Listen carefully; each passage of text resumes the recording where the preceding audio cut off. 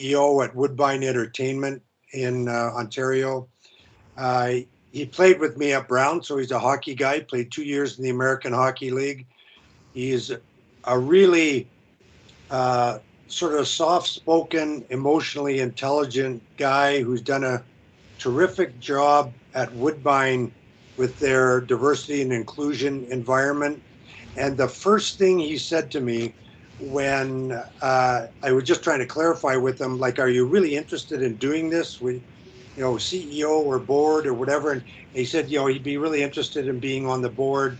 But the first thing he said to me was, he was reading through some of the stuff on Hockey Canada's internet, and he said their mission statement is a bunch of fluff, really. And the first thing that he thinks they need to tackle is a very pointed, purposeful sense of purpose, and to your point, a why and a what. And so I'm really hoping I touched base with Cassie Campbell and Wick and Mel Davidson and reached out to Gina and Jana Hefford. And I really hope we could generate, and Kelly Rudy, I really hope we could generate some momentum to get his name out there as someone who would be a really terrific board member, because he's a hockey guy through and through, but he's been outside of hockey virtually his whole career. He's trained as a lawyer. And anyway, that's a long interjection. I'm sorry, but I totally agree. It's a big, big job, and they need a really purposeful mission statement so they can move forward. And the ethical coaching for me is job one and should be the driver of that mission statement. I can't find the words to kind of support or go along with what you're saying. When I was talking with Wally yesterday. One of the things that is important is to have credible people involved, like Wick, like Cassie Campbell, like Kelly Rudy. Yeah, like maybe even try to interest Wayne Gretzky.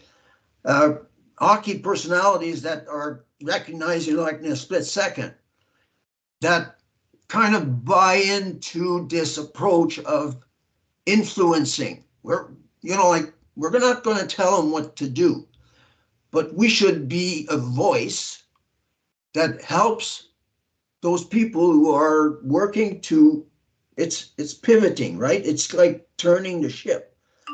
And one of the things that I was listening to yesterday, I heard a comment about branding. And Hockey Canada probably should change its name so that the anchor that has been attached to it disappears.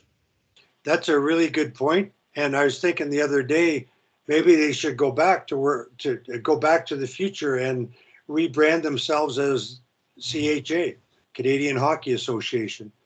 Uh, Whatever it takes to kind of take the spotlight away from what has been going on, because now, you know how it is, media kind of amplifies things. And, like, I'd like to think that 99% of the people involved mean well and do well. It's the few that mess it up for the many. And if we, like, I'm speaking from knowledge because that's what I do with teams. That's what I do with organizations, is working on a, like you described it, sharp, simple, very targeted vision that this entity wants to create, and why we want to do that. And I think the why is pretty simple. We want to use sports because, Wally says that, and I'm sure you're all in the same boat when it comes to that. Sports is such a good vehicle to create good citizenship, but it has to be done in a way that fosters respect, fosters commitment, motivation, and joy. Uh, I happen to be connected with some people, like recognized worldwide in coaching. And the person I'm referring to is Francesca Gino. And she shared her experience with Steve Kerr. I'd like to think you all know who Steve Kerr is. He's a good one. He's the coach of the Golden State Warriors, and his record speaks for itself. And she was talking about, like she spent time with him to understand what made his success.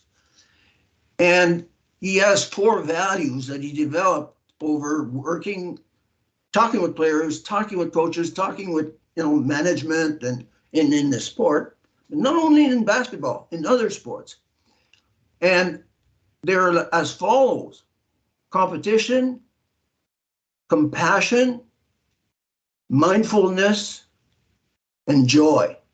These are the 4 values that underpin his work with his players and like the peripheral support group. And the fact of the matter is, it could be something else, but the fact of the matter that there are values that are established and that they have a clear, compelling vision of where they want to go, it allows everybody to kind of align on purpose. And that's one of the things that, like I have not been involved like Wally in all the machinations of the hockey organizations in Canada. But one of the biggest problems is this discordance between the various associations. And in my experience, the more you have something that everybody can latch on to, and it would be great to have the Canadian Hockey Association, if you want to call it that, have that clear vision and mission and the values so that parents, coaches, kids, and big time supporters, sponsors are all aligned going in the same direction. That's where you want to go. Certainly a big job. Tim, I wanted to bring up a point that Ray brought up yesterday, just getting off the topic of trying to raise money for the good of the game here. When Ray talked about what he might like to talk about, and Ray, I'd like you to think about this. 2 words. One was expectation, the other Aspirations. Yes. Can you talk about that? Because I think the outcomes of what we want to do in anything, sport, business, it distracts us from the results. And when you discuss those 2 words, I said, okay, this adds to our toolbox of making sports a positive experience. So go ahead if you would. I'll start with a story. Back in 1993, I was working with the Quebec Nordiques. During the playoffs, in the 4th game, they lost in overtime to Montreal. I'm in Ottawa. I got a call about 11:30. Pierre Pagé says, you got to come down here. So I drive down to Montreal. I got there about 1:30. And I spent 3 hours with the coaching staff talking about, like, how do we recover? Because there was something going on in the team. And I tell you about this for one reason. I met with Jacques Martin, Don Jackson, and all those guys, but the person that should have been there wasn't there, Pierre Pagé. He had me work with his coaches and scouts, but he went to sleep. And to me, that says that you have to have like the top people aligned if you're going to get somewhere. Because if you remember, Quebec went out in the last 2 games. They lost the series 4-2. So one of the things that, it took years because it was 2000 past when I worked with Montreal, and a player in particular that it was not the team that asked me to work with him, but his dad. And I worked with him, and he moved from being just a third line to first line with Zednik and Koivu, and was scoring almost every game. Ray, I need to interrupt because the train of thought that I want us to go on is not about the individual player, but what you said about the manager not being at the meeting. It relates to everything I'm talking about. Kerry, you talk about the Royals, and they don't know what they're doing up top, and management is changing all the time. So, Ray, when I advocate change, it's got to be from the bottom up, inside out, and top down, all parties. Well, if Hockey Canada is going to solve its issues, they have to take ownership of being able to stimulate interest in this cause, getting people to know their why and everybody to be there for the same why. I guess my question is, Ray, what's the difference between professional sports and amateur sports or minor hockey? If we take out the money factor, it's the same. And the reason why, and now we can talk about sports, but it's the same thing in business. The common denominator is people. And you always have this dichotomy of thought unless there is a structured, systematic framework that allows people to all buy into one direction. And again, it happens in all venues or domains. Doesn't matter what, nonprofit, for-profit, high-tech, low-tech, education, health. It's the same thing everywhere. And to finish the aspiration versus expectation, the idea is that when we set expectations, we limit the potential that we can reach. And in sports, it happens like in a fraction of a second. When you start talking about aspirations, you liberate, you unleash the potential of the person who acts. And it's the same thing in business. Expectations set a bar. And whenever we set a bar, it's more than likely that that's all we're going to get. We're not going to get beyond. It's human frailty.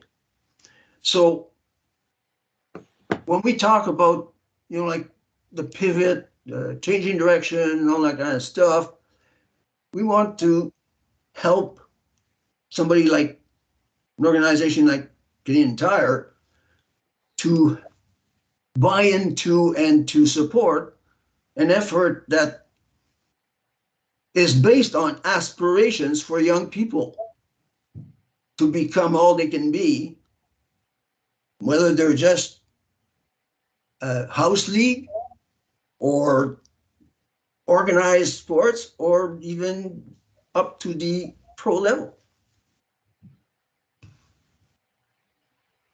Tim, you had your hand up earlier, Tim, and Ray. I'm just talking the same train of thought. Business is a distraction in sports, and the pro hockey appears to be distracting aspiration of some parents and players because they're focused on the outcomes too soon and they don't stick with the process. So there's a need to educate coaches, parents, and players, but then there's a need to train and educate managers, volunteer executives, given capacities that they don't have the experience this group has. So the wheel keeps spinning. Sports, we criticize one another. Hockey Alberta criticizes Hockey Canada. Every branch in the province is critical of the branch above. Every city association criticizes the province, and every minor association criticizes the city committee. And then it goes right down to the team and criticizing the coach. So a dysfunctional structure in our sports system. We need to work on leadership, not X's and O's. But if anybody has anything to add in that regard, please put your hands up and chime in. I know that Gary's frustrated. Mike's frustrated. He's trying to do the same thing. Tom Malloy has been through the changing of not able to keep his position in coaching female hockey because management changed, and he was doing the absolute right things the right way. The people didn't appreciate that. So, Ray, if you could continue with that, and if you got anything else to add, or even Carrie, sure invite. Go ahead, Ray. Well, as you're talking about that, it makes me think of the fact that what you've described, and we're talking about Hockey Alberta, that happens when there isn't a common understanding of what the vision is and what values, like criticizing is not a value. It's not valuable because it normally puts down.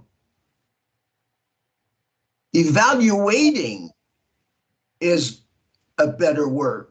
Evaluating means getting the value out. But that doesn't happen unless there is a framework that facilitates that process. People have a tendency, and now I'm getting into the psychological part of this, is that we have a tendency to do what's called Blackout Thinking. Every situation, as a human being, we have a tendency to say, what's wrong with it? What can go wrong? Why are we doing this when? And the idea is we have to work to change that paradigm so that help people think about what else can we do or how can we improve. And that has to come from the top, like the mindset of the organization. It shouldn't be the mindset of one person. It should be the mindset of the organization is that we work to continually improve day after day. Gary? So one of the things over the years that I've had the good fortune of is working at all of the levels and being a part of different organizations. And one of the biggest challenges and issues that I've seen, and I'll just do a quick example. I was at a meeting that Gary Bettman was speaking, and he's the big dude with the NHL, and he was pumping everything the NHL was doing, So I put up my hand and I asked a simple question. I asked, Gary, do you think that involvement with the grassroots at all the different levels is creating hockey fans, which ultimately has the most power in North America? And I said both from a financial standpoint and an emotional fiscal responsibility standpoint. And his answer to me was pretty nearsighted because he didn't, I think I blindsided him a little, because in his mind, putting money into the junior CHL was their only involvement that was necessary to help grow a balanced development system and create hockey fans. And he basically pushed it off and just said, well, we give millions of dollars to the CHL. So when you talk about leadership in hockey specifically, some of the most important people are the people that have the most voice, and that man would be one of them. But I don't think that he understands what a group like this has actually seen, experienced, and gone through to make sure that we are growing a development system that is creating hockey fans. And so the voices and the things that get talked about here, what I've seen is that, every level, they seem to put themselves above the next level below. Yet everybody comes from being a kid and going through the process. It's been very frustrating to me to try and get a unified, message across that would create good hockey fans or create a good experience for kids all the way through, and parents and families. And it is a big problem. And, whether it's, the money it takes to put the kids on the ice, or just the simple coaching so they have a good, experience. You're so right. It has to come from the top down. It also got to come from the bottom up. But somehow there has to become a little bit better of a message and a program put in place. I think the major, if we're looking for, while you'd mentioned some of the funding, the place to go is it's got the most media attention and the most, would have the most power, I guess, to make change. That, to me, is the NHL. They have the power to make, universal change across the board.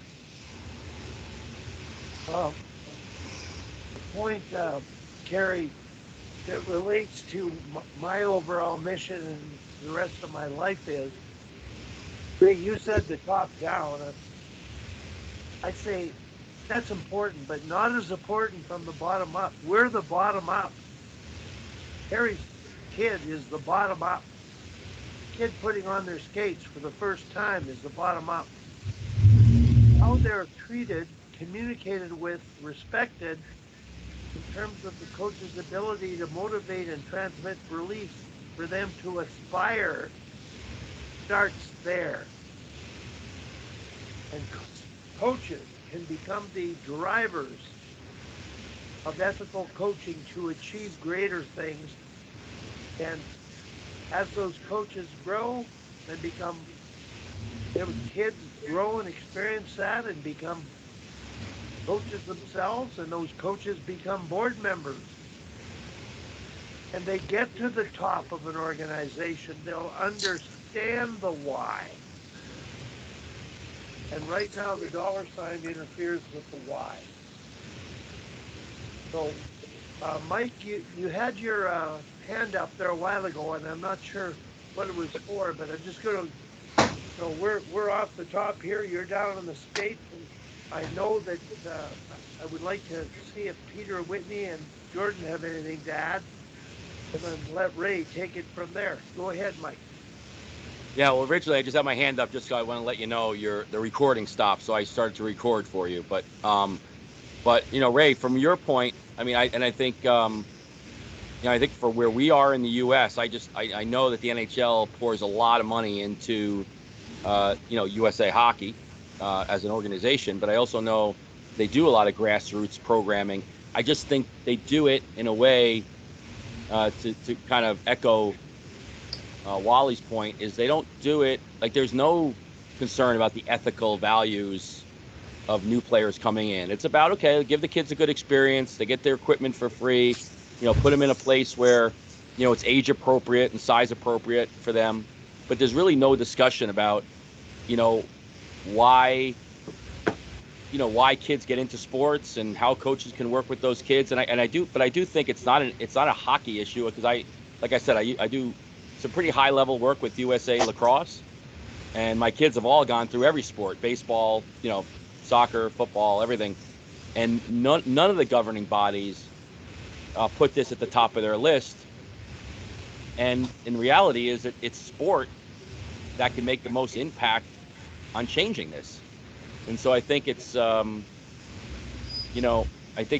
I think you're right about the bottom up, but people listen to the top. The top is so influential to create the pathway for new parents and new students of the game, and old school, athletic people that think it has to be done the way it was done in the 80s and the 70s. that we have a unique opportunity to change that. It really just takes a dismantling of the system that's in place now and almost having a counter system to it. It's a lot easier said than done, I guess.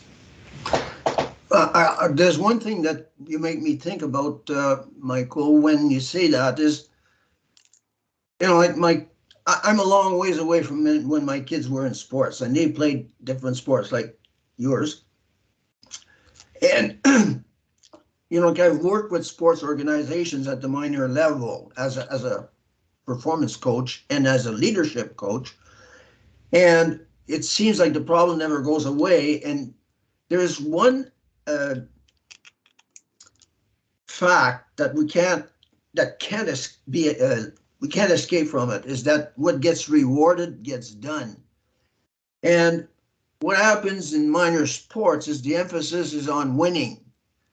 And because it is, I remember when I was a coach at the lower level, I was an assistant, but I saw the coach kind of play one player almost the whole game because he was a future all-star, something like Gretzky, and he commanded the ice when he was on, so the coach overused him to the detriment of other kids that sat on the bench, and of course parents not very happy.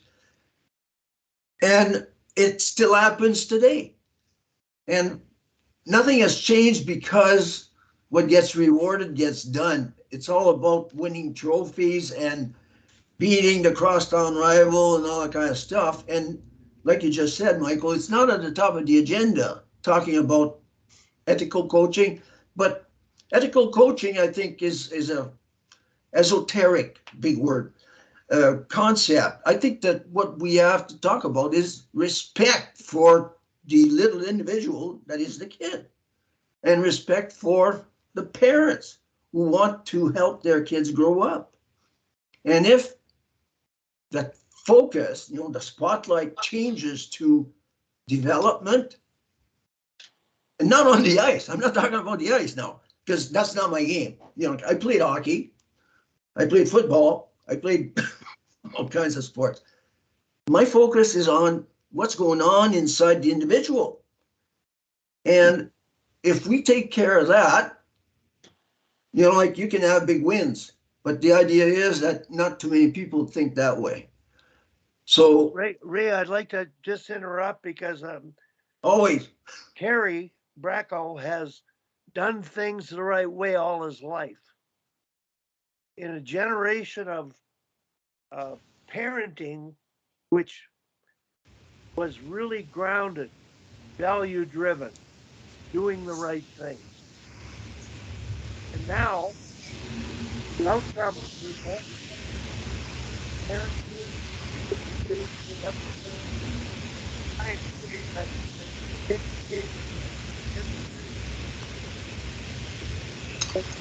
we're losing. that gets those ice times are the problem Hockey Canada is now having to deal with, and maybe lose their entity as an organization.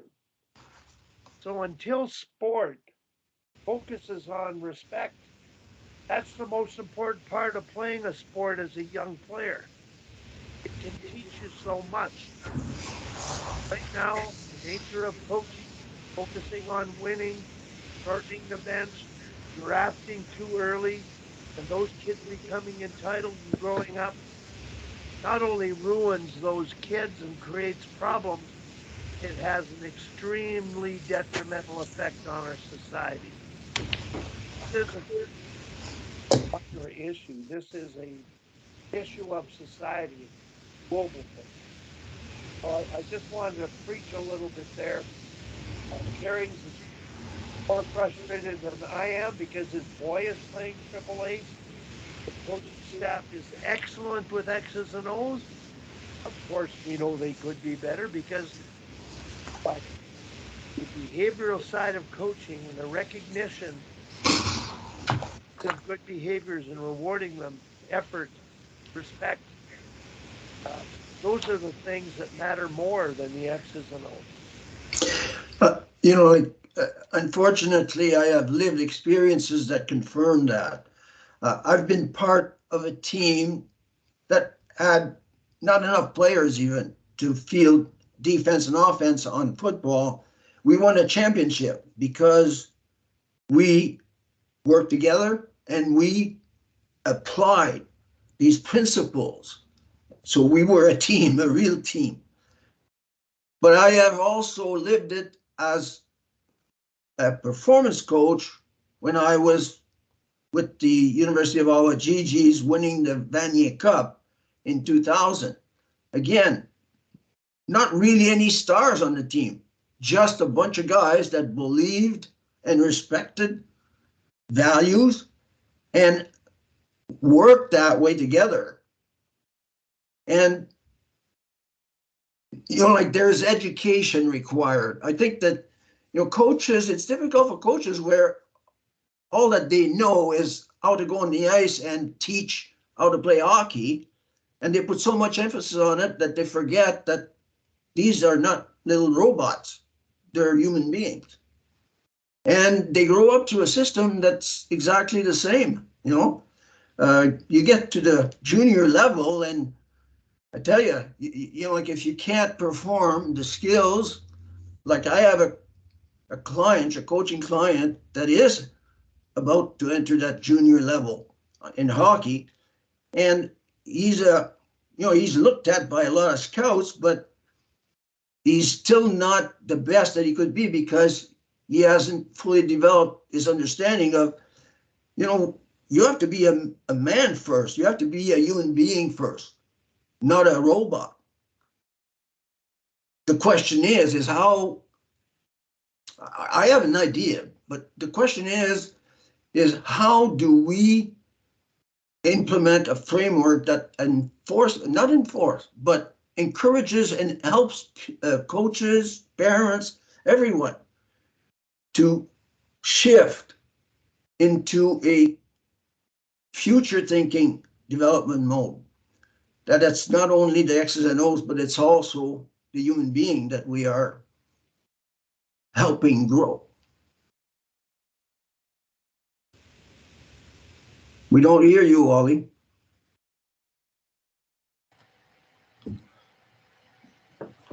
Wally, you're muted, Wally. There you go. Experience exactly everything you've talked about. And he's worked with Jordan Fenton, who has sought him out. Now, Jordan, are you on? Are you in your office and at your desk? He's muted, but Peter has his hand up, Wally. Okay, well, we're going to go to Peter Whitney, Ray, and hopefully Jordan comes on because exactly what you're talking about, managing of a bench behaviorally precedes the X's and O's. We may be able to get back to that. Really be making everybody feel valued as a team member because the coach creates that culture. Peter Whitney, go ahead. Yeah, Ray, thanks for coming on. First of all, this is great.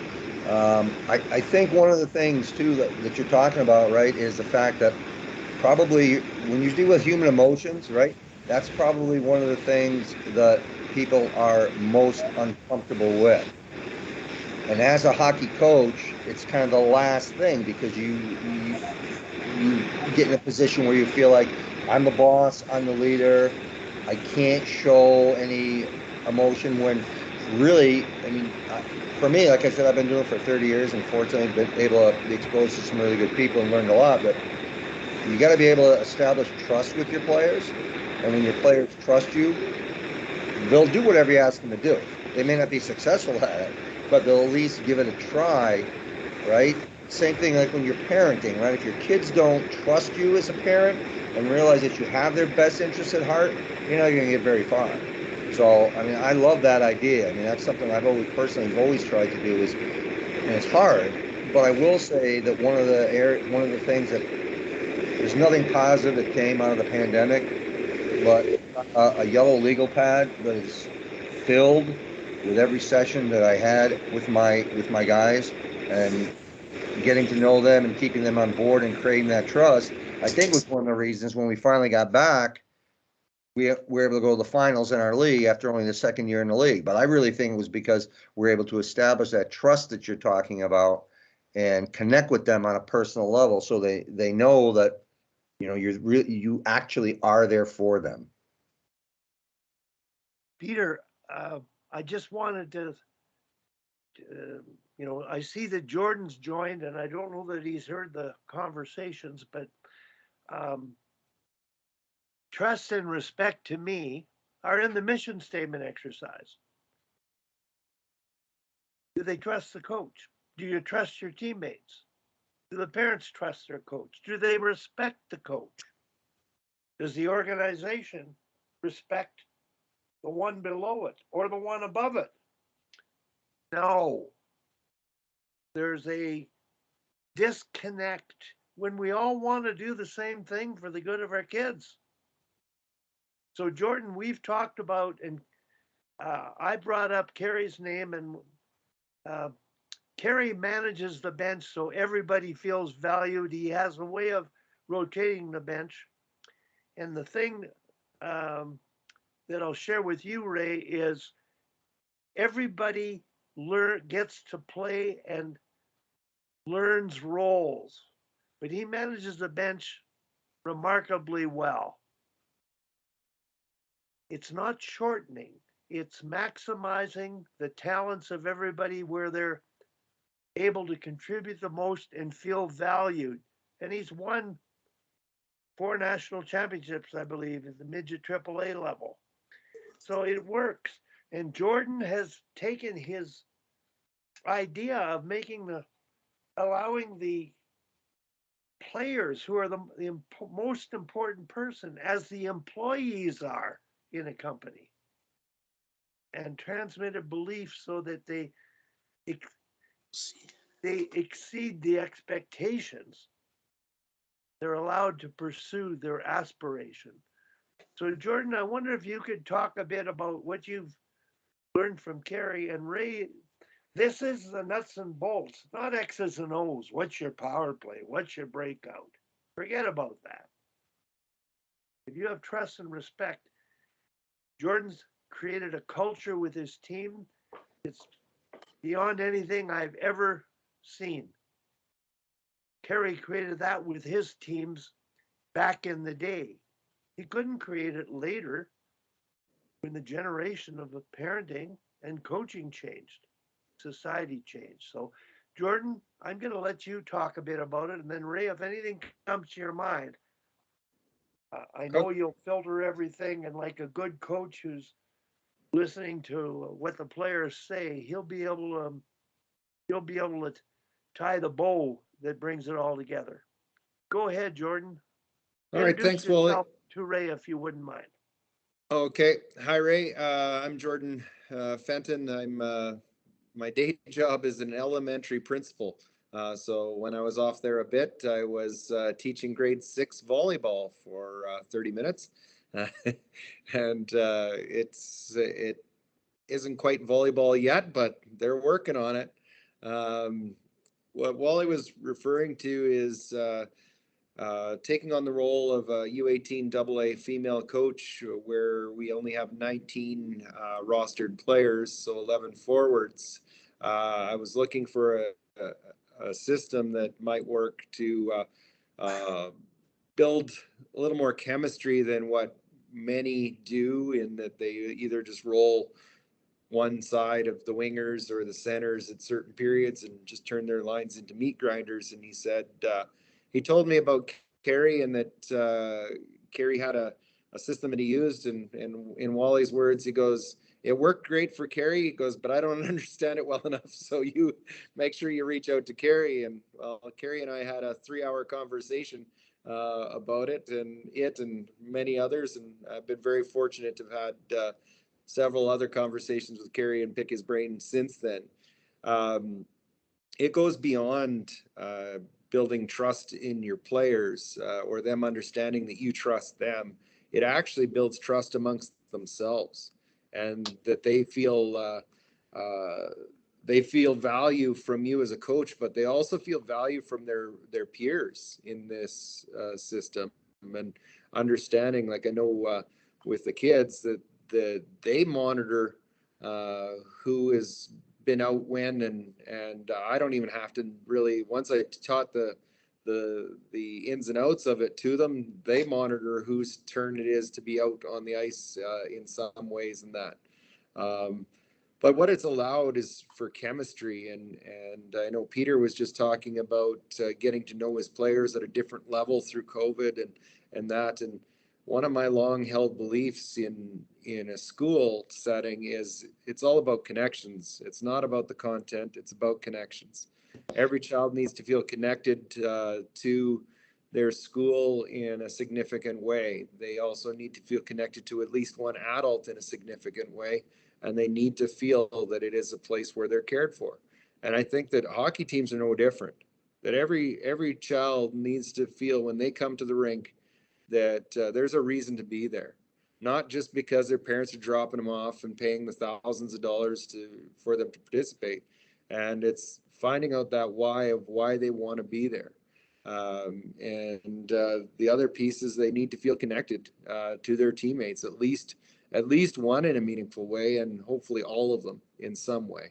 And then they need to feel a connection with their coaching staff as well, where they feel that they can approach them and talk to them and that. And I know that that's changed significantly from the time when I was a player till now, because I can remember being on a bus trip to another town when I was playing junior, and one of my teammates forgot a shin pad back in the dressing room. And rather than ask the trainer to go ask the other team if they had an extra, he taped two shower shoes and rolled up a piece of carpet that someone had in a hockey bag, taped that on his leg like a shin pad, and he played the entire game that way because he was too afraid to tell the coach that he'd forgotten a shin pad. So I do want the kids to be responsible for their gear and that. When we were in Saskatoon, we had one player that when she was airing out her gear in the hotel room, had forgot her shoulder pads, packing them back into the bag. But another player had an extra, and fortunately she could play for the first period while someone else went and retrieved her forgotten ones, so she had the right sized ones. But it's one of those things. She wasn't afraid to ask us or let us know that, but she also now is obviously never going to make that mistake again, hopefully.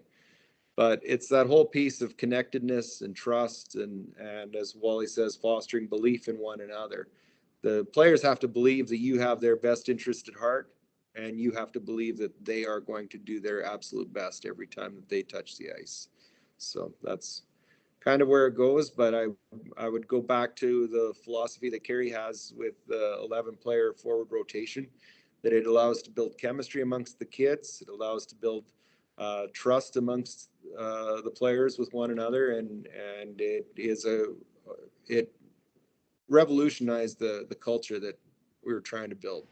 That allowed it to go to the extreme, I think, and allowed them to build very special bonds. And I always tell the kids the difference between a regular team and a special team lies with all of us. It's up to us to make it a special year. Jordan, the shin pad, that's a different level. Kerry, kids on a team, a AAA team, can't go and talk to the coach about what they're feeling and what they're thinking.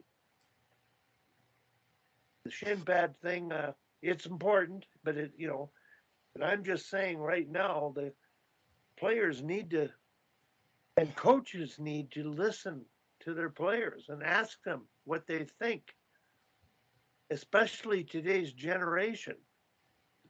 The Socratic method of learning is critical. So, I just add one thing, Wally, and then I saw Kerry put his hand up. When you asked say coaches need to ask their players, one of the things, and I stole it from a master teacher in my school, was I asked the players how they want their feedback. Because we all receive feedback in different ways. Two things I asked them. One is how they learn best, how they feel that they learn best. And the second is how they want their feedback. Because those are very personal pieces for all of us. some people do not want to be recognized in front of a group, good or bad.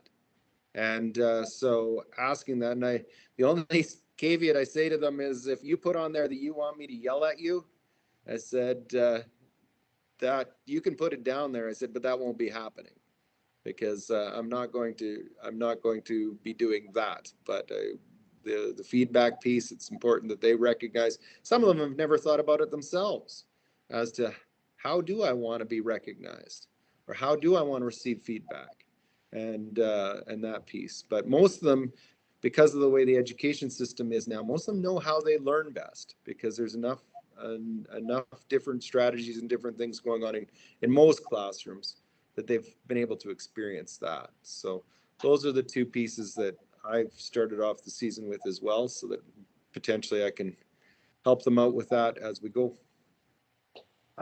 Jordan, I'm going to ask you to share with the group and with Ray.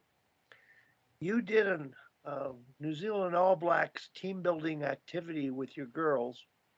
And hi, Brent, you were at that activity, I believe, and we'll get you to introduce yourself later to our guest, Raymond. That team building activity, that's the kind of thing that brought the team together, that created trust and respect. And I wonder, Jordan, if you're a master teacher, you're administrating now, and you're applying everything that you're learning from this group and putting it into practice with great success.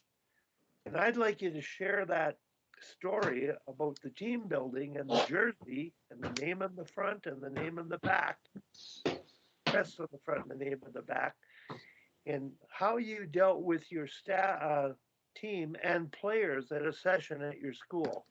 Please, Jordan. Thank you. Okay. Well, Wally, I would correct you in saying that I was never a master teacher, and I recognized that early in my career, and figured out that the work that went into being a master teacher, that my passion wasn't there the same as theirs was. But I found that in administration that I could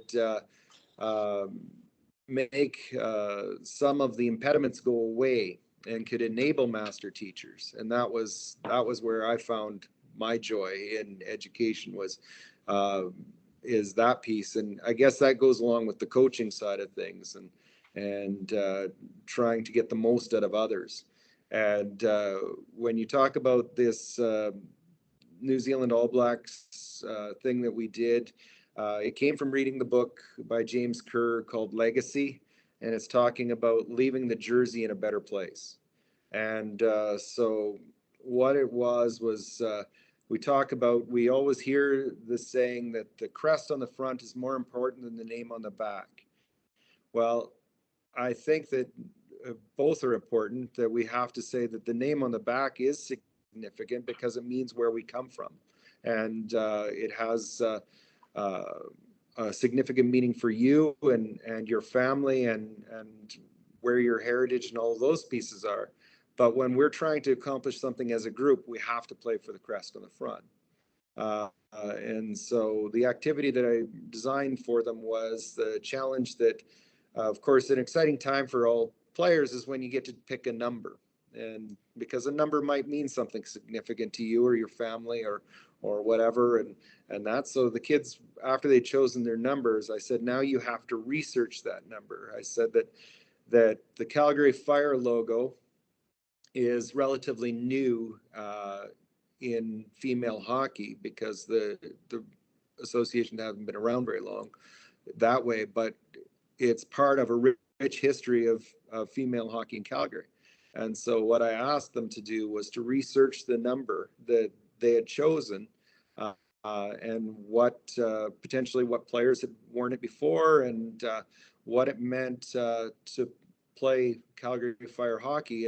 And the piece with the New Zealand All Blacks is that they say that they want to leave the jersey in a better place, because they play for those who have already worn the jersey, and they play for those who have not yet been born that will wear the jersey in the future. And so it was that tying in the legacy piece of what is it going to mean for you to represent Calgary Fire white hockey this year, and what will you want to leave behind as the legacy? And I was absolutely dumbfounded when we brought the group together to do presentations at my school, and the presentations, being a high school English teacher at one point in time in my life, their presentations were absolutely amazing. These kids, and some of them were downright nervous because, of course, they say that public speaking is the second most greatest fear in life to death. And even they were in front of their peers, and they were in front of their peers' parents. And so they did an amazing job on it. Some researched exactly who had worn it before. Some had even interviewed people.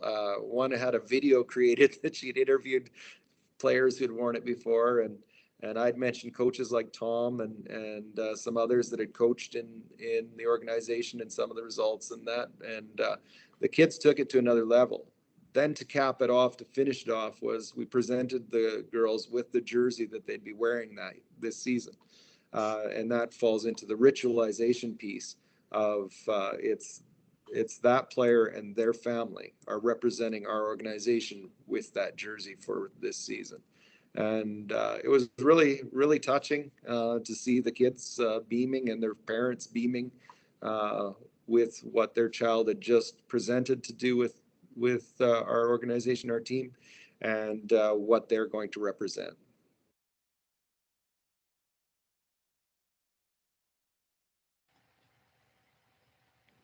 Carrie?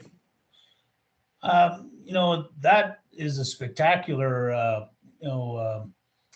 bonding sort of group. I'd never heard of that one, Jordan. So thank you very much for sharing that. That is something that could get you into, that trust and respect factor, even before you start hitting the ice. Over the years of having the successes at all the different levels that I had, you do come across a lot of very interesting ways that you bond. But I also think that, what becomes important is, when kids are part of a team is, they have to feel a part of the team. And, over the years, if there's one thing I've always preached, because, I played on a lot of teams myself, had a lot of success, had a lot of great coaches, had a lot of average coaches. And, there is a difference between, having success. And it doesn't always mean winning championships and everything else, but, the camaraderie of the team, the backing of the team. And, it's been the funnest part of putting that together, to gain credibility and to do the things that teams can do. A team is the most important thing. One of the things that we used to do with the North Stars in the heyday of, the championship teams is, and it is important, the jersey number, as is the nameplate on their stalls. We, at our level at U18, it became an in thing, 30 years ago when the Buffs started it. Our arch rival, they gave the kids a dressing room, and then they turned it into a monument, and where they had to have pride in that. And so one by one, every organization started adding the dressing rooms. And the North Stars, which was the organization I grew up in and the one that Wally coached me in, we didn't have a dressing room. And so, the first year that I coached U18, we got them a dressing room, and mostly because the national championship was right in our city here, and we had to build one to host the Air Canada Cup at that time. But, to try and take it to another level and make the kids feel a part of it, when they made the team, that's one of the most critical parts of gaining respect and trust from your kids. I found that, in a lot of situations over the years that I played, the final 5 to 7 players, for whatever reason, the right kids were never chosen. And if you want to gain respect and trust right off the bat, you have to put together the right kids. And, that doesn't mean the most skilled kids. It means the right kids when you put teams together. And so that's one of the things over the years I've really enjoyed doing. With this 91 national championship team, once the team was selected and everybody, felt comfortable, and of course they select their jerseys, the nameplates that went above their stalls are another vital part of what a kid looks at every time he comes in to sit down. And so what we used to do, and it's just a simple thing, is we would put, just one word things like, sportsmanship or tenacity, or we would just put words up on each one. And so there'd be 20 different selective words. And then what the kids had to do was go get the dictionary meaning of that word. And then they had to write down how it applied in the aspect of the sport of hockey and in their life. And then they'd have to get up in front of everybody. And of course, public speaking is not an easy thing to do for any of us, especially kids that are never had to do it. So the public speaking aspect actually bonded the kids with, that sort of definition. And it's just another one, the magnitude of the All Black one, I think, is spectacular. I'd never heard of that one before, but over the years, those are the intangibles of ethically smart coaching, in my opinion, is to get the teams to become teams very quickly. But selection and then creating the team is the most important thing in what I've. Gary, I'd like to. Ray has only got 20 more minutes, so Peter will get back to you later and continue the conversation, because I have a question of Brent commenting on possibly being at that team builder, the impact of it with him. And Ray, you've heard the group, and this is the nature of our group. We may bring on a speaker, but sometimes we're all similar. We all got so much knowledge we want to tell everybody or ask questions and elaborate. And that's the strength of the group. So, Ray, you've got some time left, and we'll stay on after for sure. I have questions to ask Jordan and anybody else. And I want Brent to introduce himself to you before you leave. But Ray, go ahead in terms of what you've heard, how we were going to start, what direction we were going to go. What do you take out of it? What would you speak on?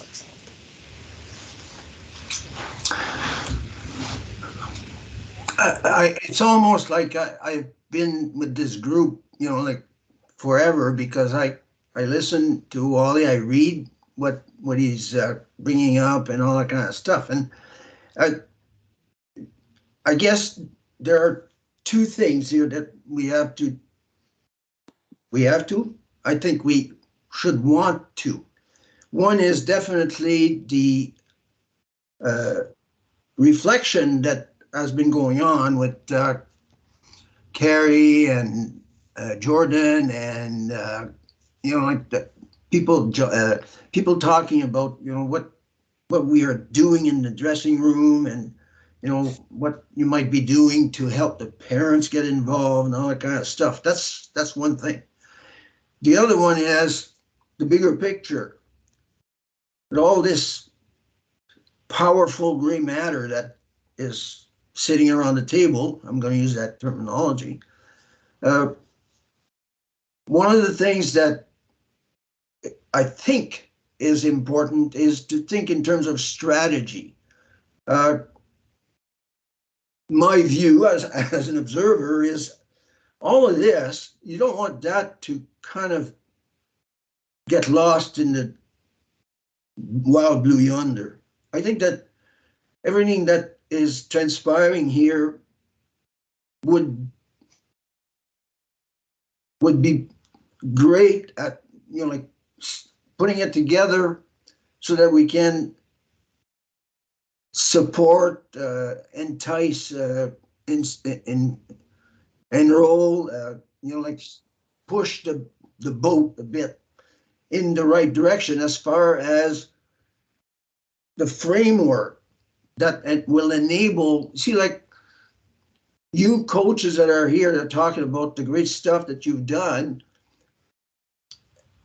who else is doing it? I know that there are coaches that are doing a great job, but there are many coaches, again, like I mentioned that I coach 16-year-old, 17-year-old hockey player.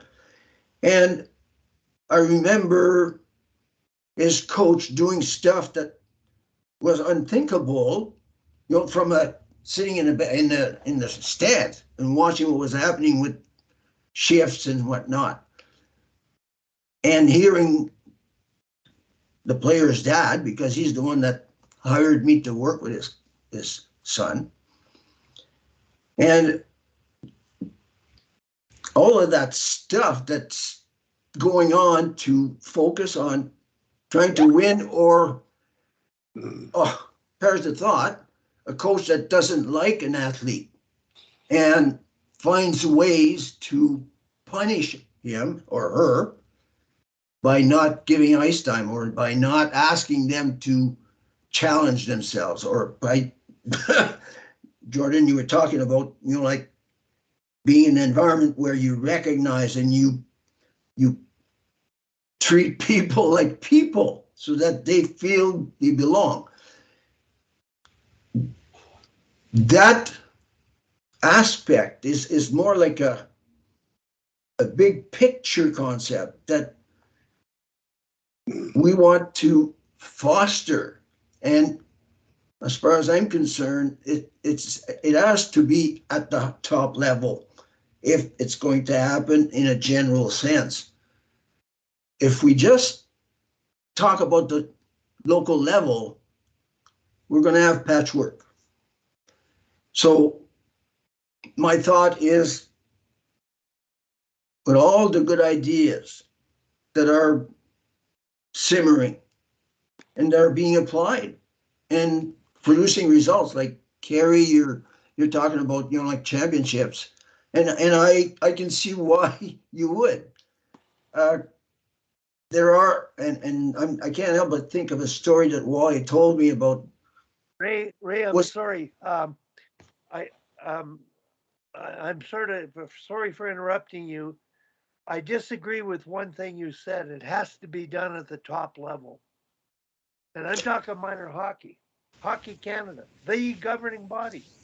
They haven't got the power. So we're trying to I say it's got to be done at the bottom up with our ideas and the exercise that has been created in the 1990s.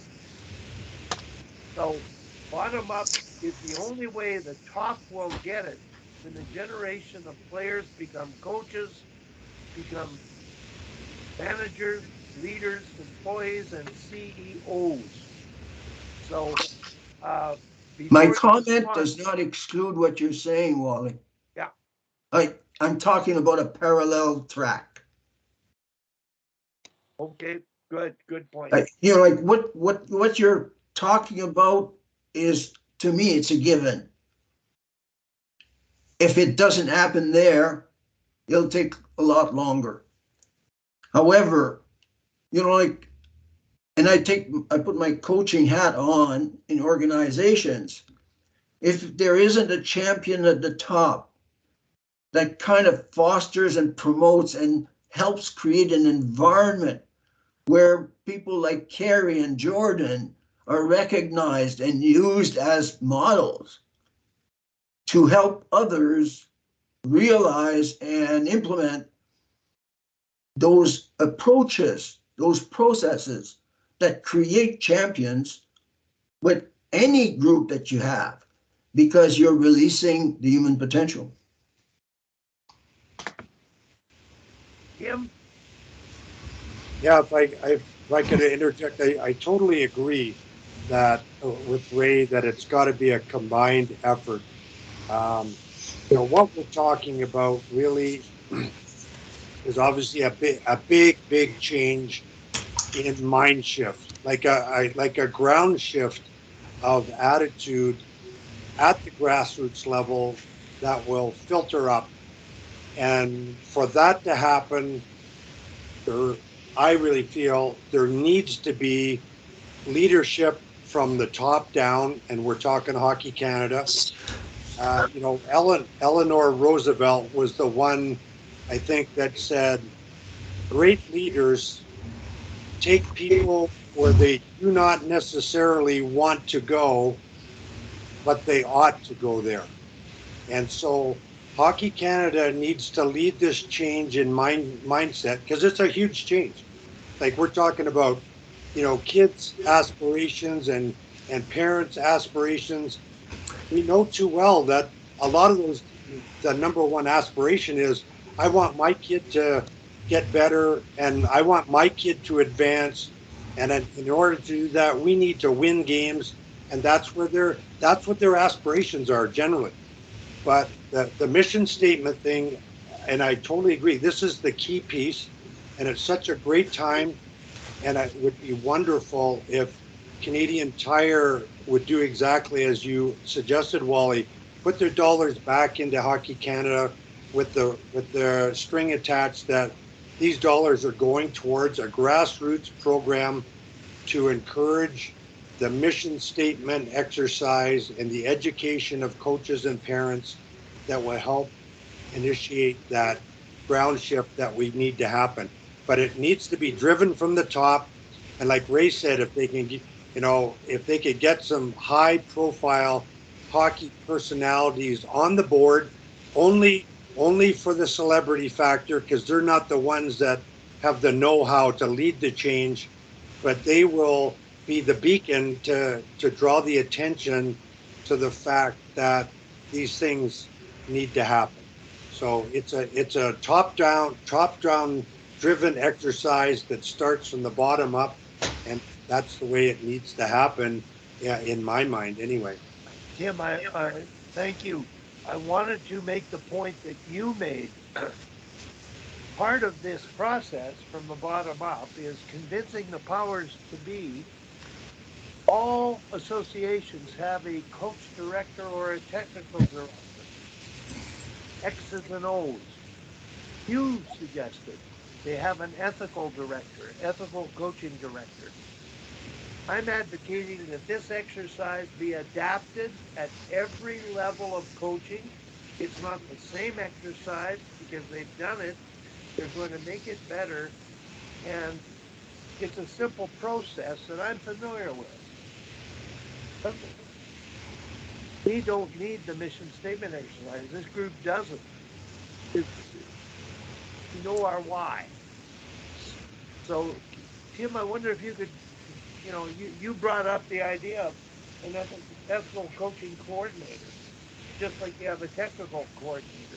To me, that's more important than the X and O guy or girl or woman. That sure would make it a visible and drastic move. Go ahead, Brack. Well, one of the things that I've seen, and I agree with everything that's being said here, is that, first and forehand, in a lot of these organizations, they've added the administrative person who is, paid, because everything used to be volunteered, done. Well, now they've added administrators because there's so much work. At the same time, the ethical hockey curriculum or coach needs to be added because the business needs to be taken care of, whether it's the financial part of the organization. But on the other half, even more importantly is, is the experience that the kids and the ethical part of the coaches have to be somebody that's there and is, whether they're paid or not, that's up to them. But they're not in the organizations today. Well, that's one of the big problems that I see is that what you're talking about is necessary. Every part of Canada's hockey program, have administrators and have board of directors and have all that. But what we don't have is that ethical hockey person who can help groom, recruit, and set the tone from the mission statements. A champion. A champion. And they have to be, and there's got to be hundreds of them, across the nation. It can't just be, piecemealed around. It has to be everywhere because that's the fundamental challenge we're having in creating a good experience for, the kids and the parents to go through. Terry, putting this exercise in a module of ethical coaching at every level of certification, it gets it everywhere. You are injecting philosophy and the values of what you're doing and walking the talk. It comes from coaches. Well, and I think the funding of getting the message through, Wally, to me, has to come from, the top up.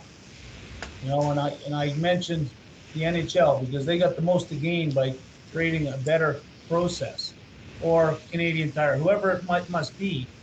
It's going to take millions and millions of dollars to make proper change across, our hockey program. And, if we don't have that, this group is spectacular, and like you've said many times, we're not the ones we have to sell. We have to sell society and kids who want to play the game, and parents who are now saying they don't want their kids to play. We have to make that change, or our system will not grow. And that's a big part. So let's take this, everything that's being said is what needs to happen. It's just, how do we make it happen? Ray's talking about bringing it all and creating it, and he's right. It is a big, big thing that needs to happen. So I got to thank Ray for suggesting that I contact Haley. And my angle, Kerry, is they've lost funding. Hockey Canada does not exist. They're going to restructure. And it's going to take support. But however they're restructured, the value-driven base of the organization can be created, mastered over time with that idea. And I'm hoping that one of the sponsors that I'll approach, and if I have to approach others through the connections that Haley's giving me, will lead to them taking Hockey Canada and its new structure, apply this exercise of education for the good of the game at every level of coaching. And I'm really hopeful it happens in my lifetime.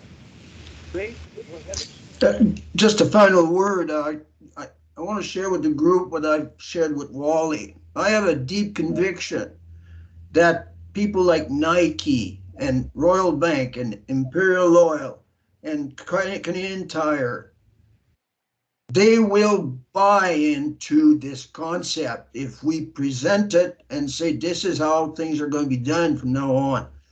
The funding, some funding at least, needs to go into having this part of that structure where you do have, we'll call it ethical coaching, if that's what you want to call it, but that it is driven from the top all the way down. And like Kerry suggested, that you have champions in regions and locals that make sure that the coaches and the parents and even the players, because I've listened to Wally many times talk about that exercise.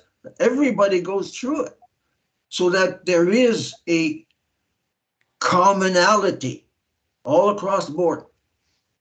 And everybody sings the same song: respect, trust, and compassion.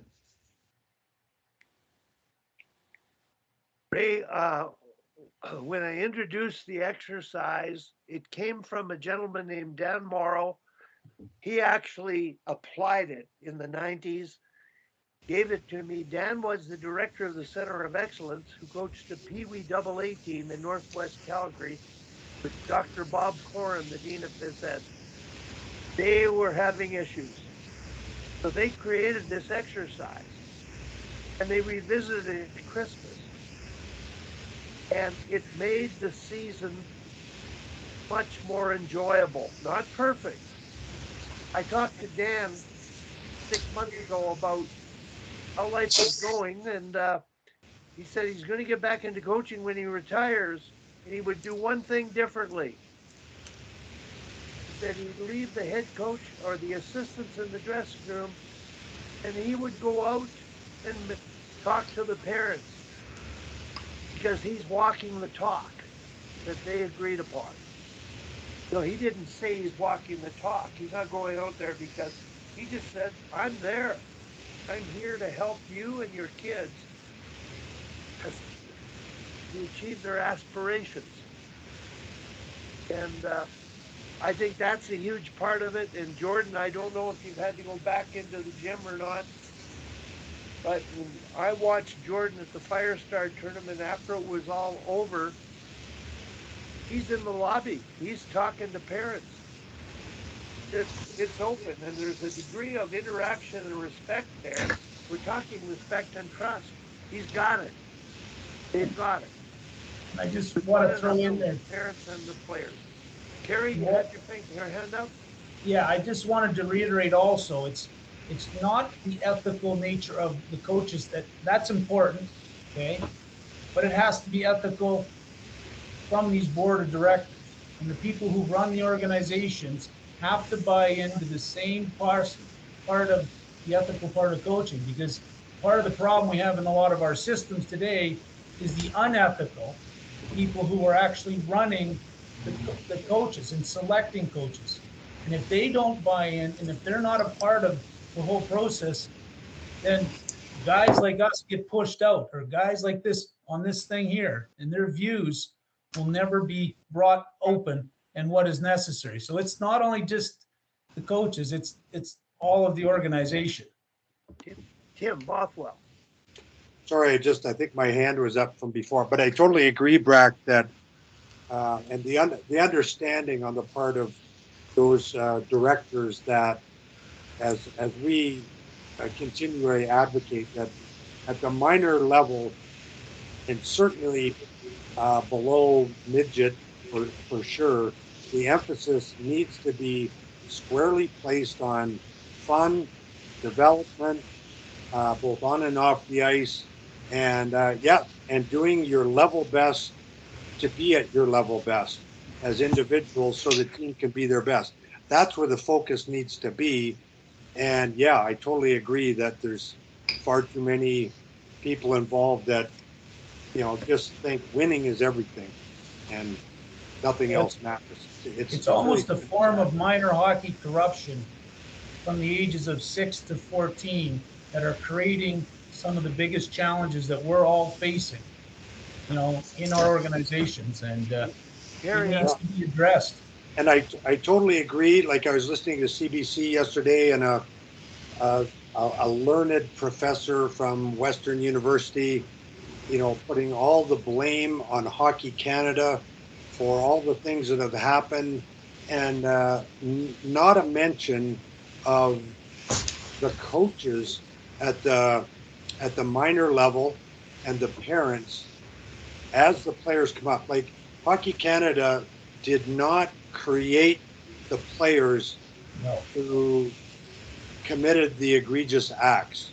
They certainly handled it very poorly after the fact, and maybe they aided and abetted by turning a blind eye and ear to comments and commentary.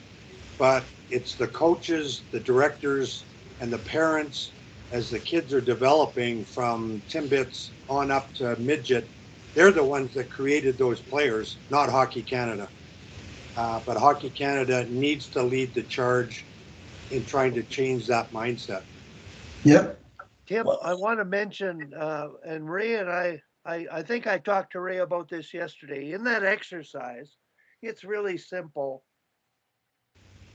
Everybody writes down what they want to accomplish, get better, improve upon, you name it.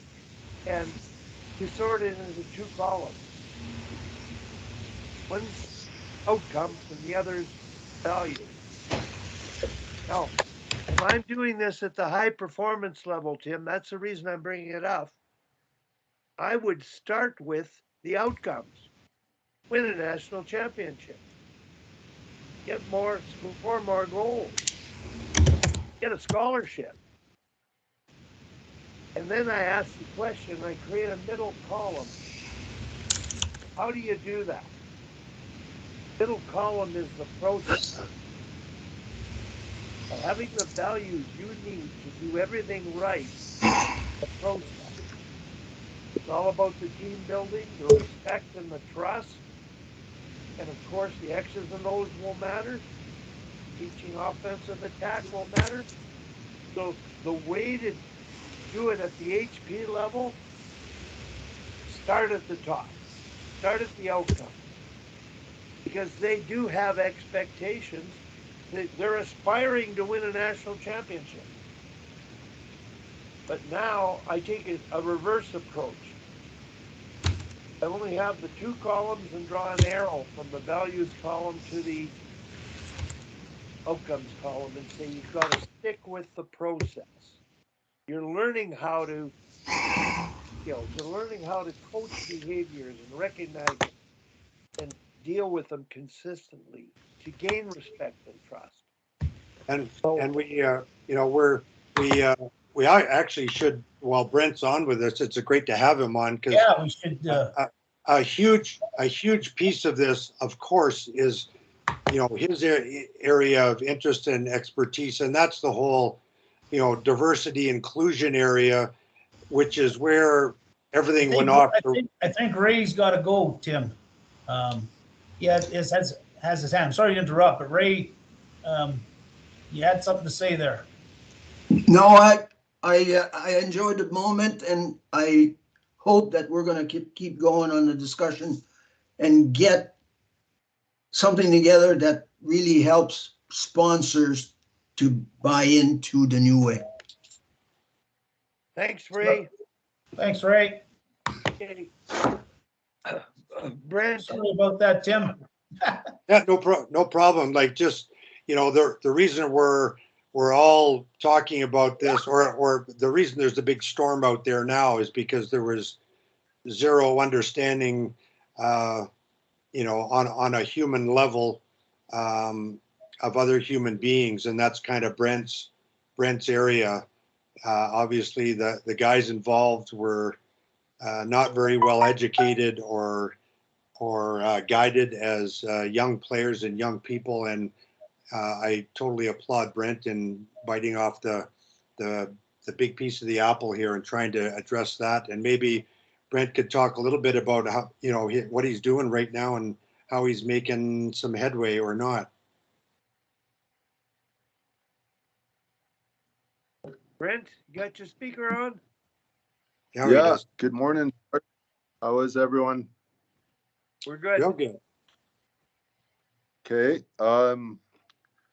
Really excited to talk about what I'm going to say, is because it's been on my mind. I haven't been able to sleep all night. My mind has just been running. But first of all, I'll talk about my days. Jordan's program that he was running with the kids about the name on the back, but representing the jerseys. I just thought about my days playing junior in WHL.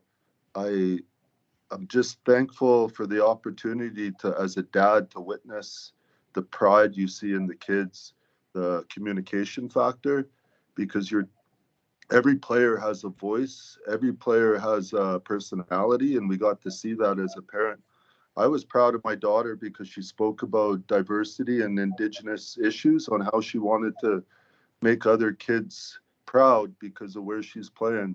So I think it was really important for Jordan to give tools to the hockey players and also tools to the parents, because at the end of the day, it was just about well-rounded hockey players, well-rounded people, and I was so proud to see that team, and I was so proud to see my daughter as just speaking in front of the whole team. So it was a really cool team builder, one of a kind. On the second issue I want to talk about is I see this as an exciting change as Hockey Canada. This is a time to absolutely rebuild the program to where having input. I think the whole nation has spoken, and if you look at the comments all throughout the whole nation, everybody has input, which they do. They have every right to have input, but I believe that training is the number one thing. I believe that moving forward, I think they're only going on 6 to 8 board members, and I believe they need to go to a 10-person board. They also need to really look at that deadlines on the 28th of October. That's a fairly short time frame. I really believe that if you look at the demographics of Calgary, 70% of Calgary is Caucasian or white, 30% is these beautiful cultures, different types of cultures, 4% is indigenous of Métis or Inuit. So to me, that really tells me that you have to have representation amongst BIPOC and diversity, and also LGBTQ plus, which is the Two-Spirit community. I would like to really promote that there's a diverse group that's representing all of Hockey Canada. I believe in my time frame to working with the nation of $100 billion projects, and we always have they're called advisory committees, subcommittees. We're going to need subcommittees for ethics, coaching, diversity, and training. These subcommittees will advise the board. This board needs a lot of subcommittees to help advise them moving forward. More people, the better. Somebody said bottom up. That's so true. When I was told my training wasn't going to work in Hockey Canada's program, I have emails and I have conversations. I was told it wasn't going to work. I just started doing it on the grassroots level. I was told my training wasn't going to work at Alberta or the Hockey Calgary level. I just started doing it on my own. Eventually, you find a rhythm to where the message is being sent. I think once you have this little new vision and it's exciting change, it's really going to make impact. I am meeting in Las Vegas right now with sports betting because I'm a gaming president of our nation. I just met with the NFL, NASCAR, and MLB yesterday. They train 16,000 players and coaches in the NFL. Majority of it is in-person, impact training. How they train our kids in Canada is through a computer. 98% of these kids just turn the computer off, or the parents turn that computer off. It's not impact training. It needs to be in person. Building champions in our program, we call it ambassadors or champions. So I think that's the way to move forward. Diversity, coaches, and making just real impact training for all coaches, GMs, community representatives, and especially the parents. That's who needs the training. But thank you for hearing me out. Yeah, I got to say, I put it in the chat earlier. I've seen a lot of players very finicky about the way they tape their sticks, but I've never seen anyone go at it like Mike's been going at it there this morning. Is that your stick, Mike, or is that whose stick is that? I said it earlier. I should just put my camera off, but I'm doing a project with Stefan Matteau. It's actually about. It's funny because it's all about in-person programming in the Bronx, about just being present with your kids, and diversity and inclusion and everything like that. So we do it. He has a program called Own the Moment, and I do his sticks, and I need them done by tonight. So I'm if anybody needs golf grips, let me know. But I'm re-gripping 100 floorball sticks here. So I apologize if it's. I'm not, but I am listening and I'm paying attention. Great stuff. I had a question for Brent. So as you began the process, at the bottom, and obviously you've had, I guess, personal success when you hear and do what you do. So what sort of magnitude has it grown in your mind, and is there a quicker way to grow it? Yeah.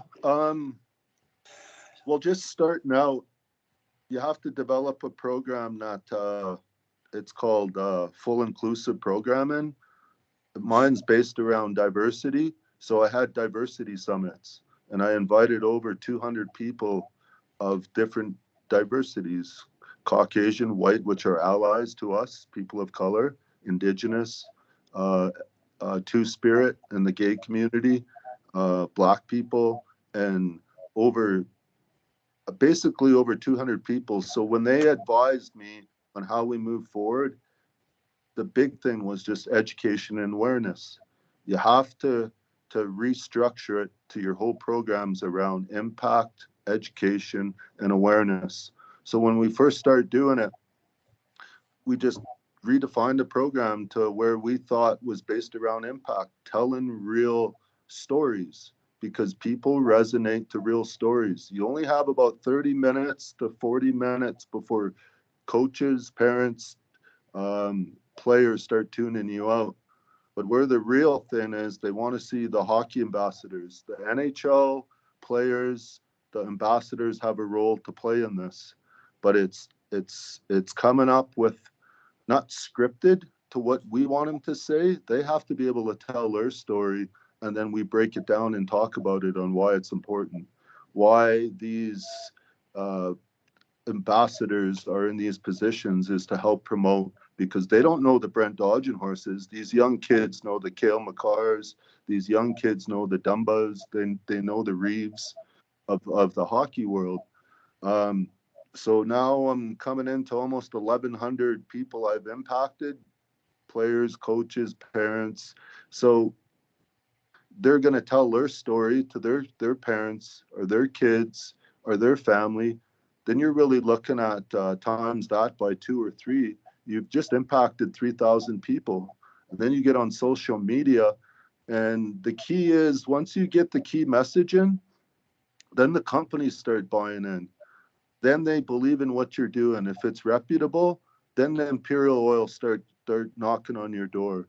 Right now, we're dealing with them Imperial Oil, and they said whatever we design, they're going to promote it for hockey because Hockey Canada is going through what they're going through. But if you're design the right program, come up with the right initiatives, impact training, the big companies will support it. And I believe this is exciting times because once this group is formed and it's going down the right direction, people are going to be on board. And you remember, you have to build relationships with these big companies and say, what kind of change would you like to see? How would you like your voice impacted in this change? So it really has to be well thought out, but it's exciting times. I see it as rebuilding the message. Brent, brilliant, Brent. I have a question. You mentioned before, like right now, they're going to have a new board too soon. They don't have a plan of support for that board.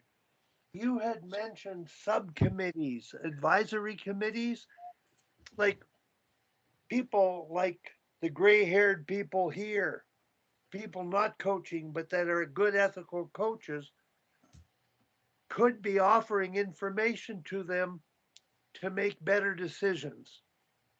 And I'm curious about your idea of you have an administrative board giving up their time voluntarily. Most of the board was lawyers, and there's no real hockey expertise, uh, X's and O's, or ethical leadership and coaching.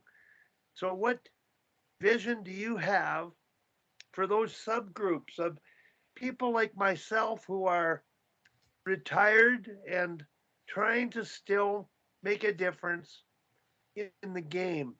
Because when you get to be older, you're too old to be listened to. And I think that wisdom of age, and I thought this morning, Brent, in your culture, the elders have respect. So, Well, they call it Halukwa. So Halukwa are the elders that advise our nation. And I'm glad you said that, Wally, because the subcommittees are based basically people of lived experiences, like the Sharks. The Sharks could be an advisory committee to the Calgary, or not to Team Canada. So they present to Team Canada an advisory presentation, and this group will make a presentation. It's a 1-hour pitch or a discussion on like the good of the game. Why do the Sharks do what they do for the good of the game? And then when this board comes in, it's going to take a little bit for this whole board to understand what went on, because you have to study the past. We don't know everything that Hockey Canada went through, but if they dissect it and start rebuilding it with all the people, then the whole nation is going to come up with a almost like a mission statement. And if you involve the people and involve our chiefs are always saying, involve the people. If you're going to have a subcommittee, you involve the people, and your elders will advise you and tell you if this is the right way to go. And that's how we do it. When we do billion-dollar deals with our nation, we have subcommittees, and I bring in the elders with lived experiences. So that's what I'm mentioning by subcommittees, advisories to the committees of Hockey Canada. So training, coaching, ethics, and diversity. You have those 4 subcommittees that advise your Hockey Canada board. Brent, your elders, I'm trying to think of the business world, the white world. I believe, elders in the white world are disrespected. They're trying to keep them alive and keep them busy, but out of the scope of affecting the society. And that really, your point of the subcommittee being able to have a voice with a group that makes decisions is really important. It's something, right now they're looking for. What do they need? Well, they need to know they have to have a subcommittee dealing with people like ourselves who are the elders in the sport with an ethical goal in mind for the good of the game. So great thinking, Brent. Anybody else have anything to add? Ask? I would just add, Wally, to what Brent was talking about. He talked about being at the grassroots with his impact training, and we were fortunate enough last year to, of course, be out to the Dodging Horse Ranch with my staff, and then again this year, as well as having my AA team last year. Brent presented to them, and one of the things he's talking about there and is lived experience, but for me the most important piece in that is acceptance of others' lived experience. Just because my lived experience is nowhere similar to someone else's doesn't mean that theirs isn't valid, or that theirs did not lead to where they are today. It's I have to accept that their lived experience may have been different than mine, and it may have led to challenges, or it may have led to successes. But the whole idea is that we have to look from each other's lens rather than just look from our own, and our own lived experiences being the only way to live. I was fortunate enough to have a grandfather that said to me, he was a rancher, true and blue, and had left school at a very early age. By the time he was 12 years old, he was calving out 400 cows rather than going to school. But his whole idea on education, and he said it's hard to have a worldly view from your own backyard, and said that education is something that you always have with you. No one can take it from you, and it isn't heavy to carry. So that whole idea of learning from others was such an important piece. And I like what you're saying, Brent, with talking about subcommittees and talking about lived experiences and that piece. And I wholeheartedly agree with you. The compliance computer training, it's rampant through the work world and through the sports world with respect in sport and all of those things, that so many people so many people just decide to let their computer learn it. They don't need to learn it. But if I'm sitting in a room and I listen to Brent Dodging Horse's lived experience of what happened between the Calgary Hitmen and the Medicine Hat Tigers, it's a little harder to dismiss. Or if I'm listening to Brent talk about that experience and then one of my own players talks about their own experience, or you hear of a parent talking about an experience, and you all of a sudden the world becomes a little closer, and all of that lived experience just helps us all be better humans. And that isn't that what the whole goal is in the real end of all of this, is just to be better humans. Yeah. And then just to wrap it up, I'll kind of just say my last piece is, how do you get a message like this to across Canada so people could, understand where you're coming from? Our nation uses a professional PR person. So when we deal with our big, giant issues, that we have a collective message and we run it through our chief, our council, our elders, our subcommittee, which is our elders, and they advise us, is this. So when we sit in these rooms and you have 8 elders that have 90 years experience from each person, that's close to 900 years of experience, and they're saying you're going down the right direction, then the collective message is sent. So it goes through a whole series of steps. So Brent, what you said just gave me an idea. Like when I created the good of the game concept and trying to serve the good of the game, which is what we do, and the principle is lifelong learning, and the story of what a shark has to breathe and swim and keep moving forward.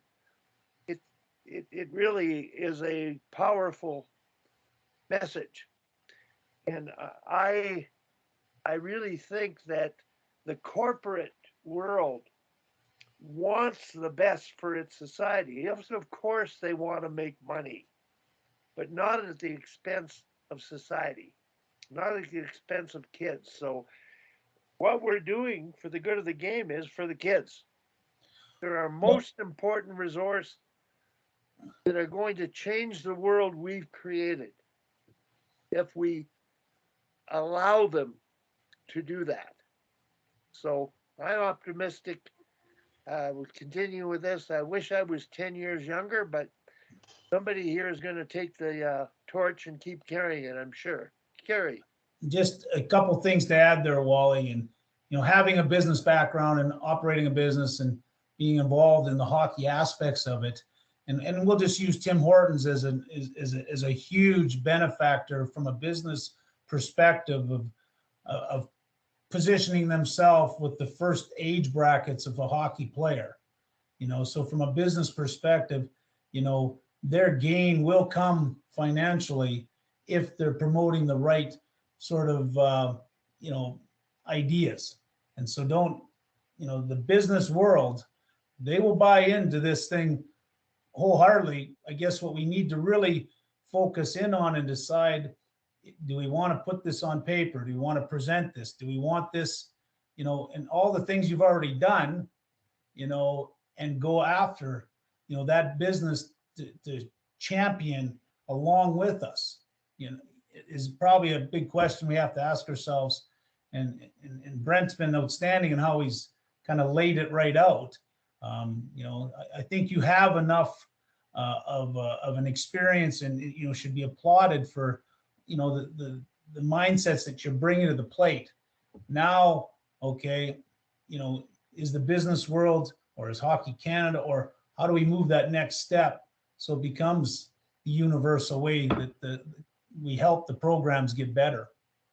Because that's really what I've always been involved to help programs get better, and for whether it's the diversity of it all or just treating kids in a proper perspective from a coaching perspective.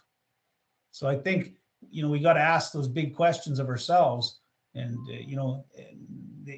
Dodger referred to the elders. Well, we virtually are the elders of the hockey world. and I think that that's important, that there is that involvement. But, I guess I call it, how do we focus our group into going to the next step? Well, before I ask Tim to, Brent,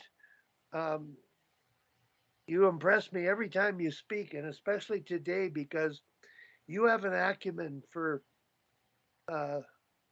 seeing how to get to the end in mind, and what you've achieved in your lifetime, but now in your leadership. And what you've brought up and discussed here is, I hope we can ride on your coattails and your support to help promote what we're trying to do, because it's promoting what you're trying to do. It's a societal shift. It's a paradigm shift in the way things are. And I'm really looking forward to you keeping coming on whenever you can, and just tapping into your business expertise of how to connect the idea of storytelling. Tim, back in our day, I know that Mel didn't like us to tell stories, but guys are storytellers. And I'm not sure the girls appreciate it as much as we do, but maybe they don't have as many fun stories to tell that we have. But Tim, I'm going to let you, you've had your hand up for a while. I'm looking forward to listening to your comments.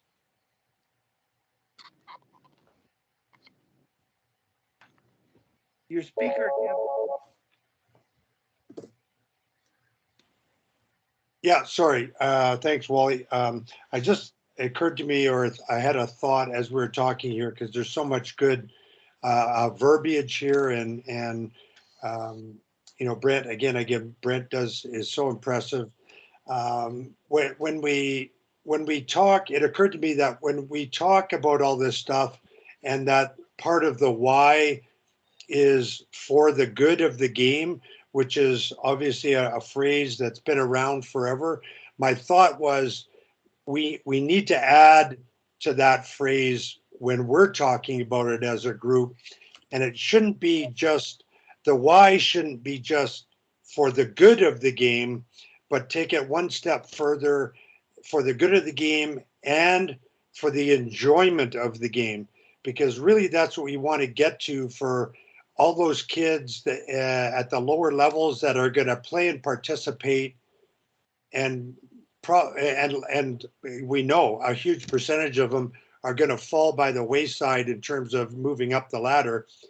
We need to focus on everybody enjoying the game, and that's where the good bench management comes in, the good ethical leadership from coaches like Jordan come in, and Tom and Mike. But it's for the good of the game and the enjoyment of the game. And if we can all get our focus on that part, then maybe some of this other stuff